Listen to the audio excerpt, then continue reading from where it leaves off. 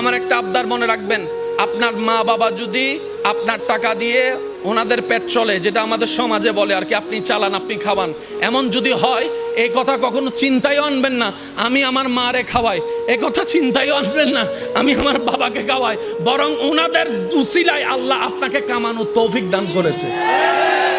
মনে রাখবেন, মা বাবার জন্য প্রতি মাসে আপনার সামর্থ্য অনুযায়ী কিছু খরচ রেখে দিবেন।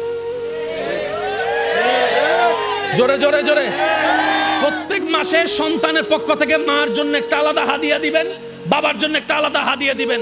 ওনাদের যেন চাইতে না হয়, বুক ফুলায় কাজ করেন, মার জন্য দেন, বাবার জন্য দেন। ঘরে বউ থাকলে বউকে বলেন, ও বউ, তোমার মা বাবা রেখে আসছো, আরেক মা বাবা এখানে আছে, আমি আমার জন্মদাতা মা বাবারও খেয়াল রাখবো, ওই মা বাবার কারণে যে তোমাকে পেয়েছি ওই মা বাবারও খেয়াল রাখার চেষ্টা করব।